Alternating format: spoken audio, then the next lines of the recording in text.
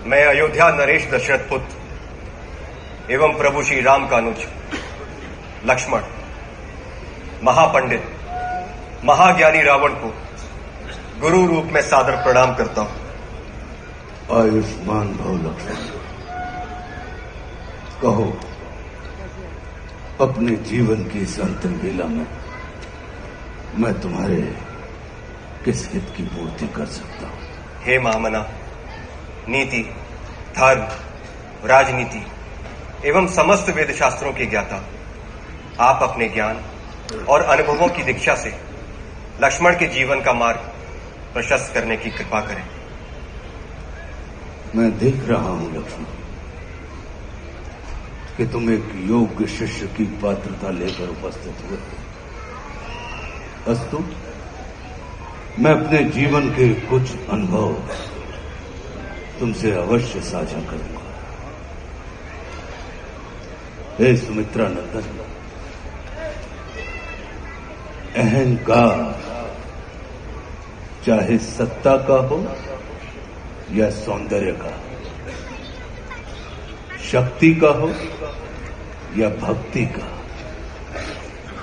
धन का हो या धर्म का, वो बड़े से बड़े विश्व विजेता को नष्ट कर देता है।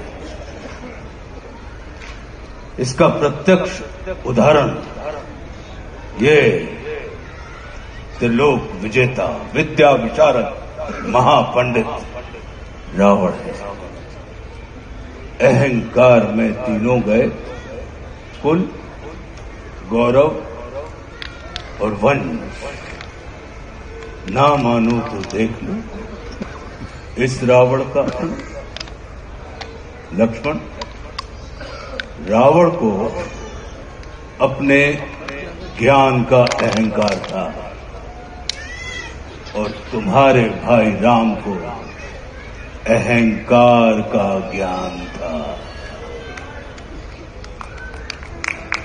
लक्ष्मण,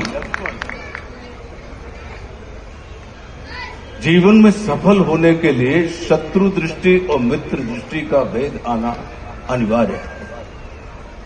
मित्रता भले ही अपने समतुल्य या अपने से निम्न स्तर के व्यक्ति के साथ कर लेना, किंतु शत्रुता सदैव अपने से योग्य व्यक्ति के साथ ही ठानना, क्योंकि ये जगत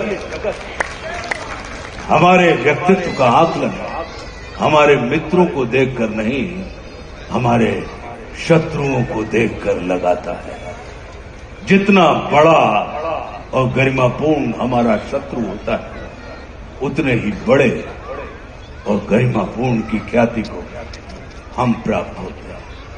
देखो ना, इस जगत ने जो कुछ राम से जुड़कर प्राप्त नहीं किया, उसे रावण ने राम से लड़कर प्राप्त कर लिया।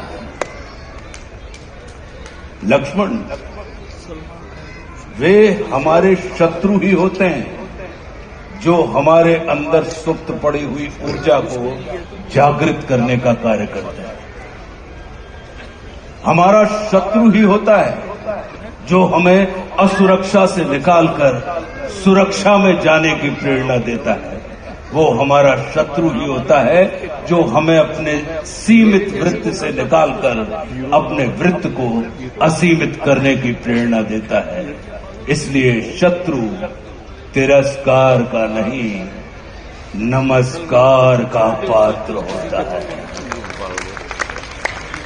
कभी अपने शत्रु को नमस्कार करके देखना, वो तुम्हारा परिष्कार कर देगा। लक्ष्मण, जैसे शरीर को संचालित करने वाला मस्तिष्क आकार में शरीर से बड़ा नहीं होता, गज को संचालित करने वाला अंकुश आकार में गज से बड़ा नहीं होता, वैसे ही व्यवस्था को संचालित करने वाले व्यवस्थापक को कभी भी व्यवस्था से बड़ा नहीं होना चाहिए। ये सारा नीति ज्ञान तुम्हारे भाई श्री राम तुम्हें स्वयं दे सकते थे, किंतु उन्होंने तुम्हें मेरे पास भेजा। जानते हो क्यों? लक्ष्मण, मेरी संस्कृति असुर की है, लेकिन मैं प्रकृति से एक तपस्वी हूं, साधक।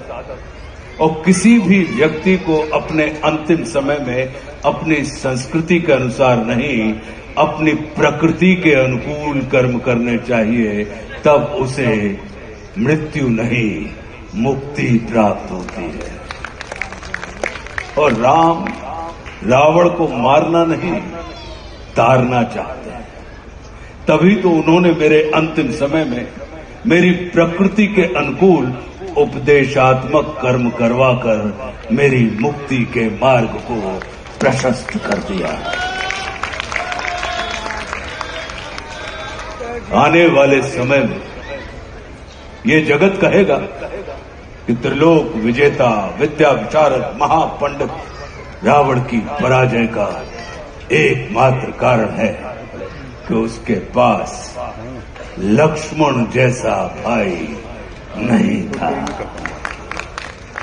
लेकिन इस जगत को ये स्मरण रखना चाहिए कि लक्ष्मण जैसा भाई प्राप्त करने के लिए व्यक्ति को रावण नहीं, स्वयं राम बनना पड़ता है। सदैव अपने भाई राम के अनुगामी रहना।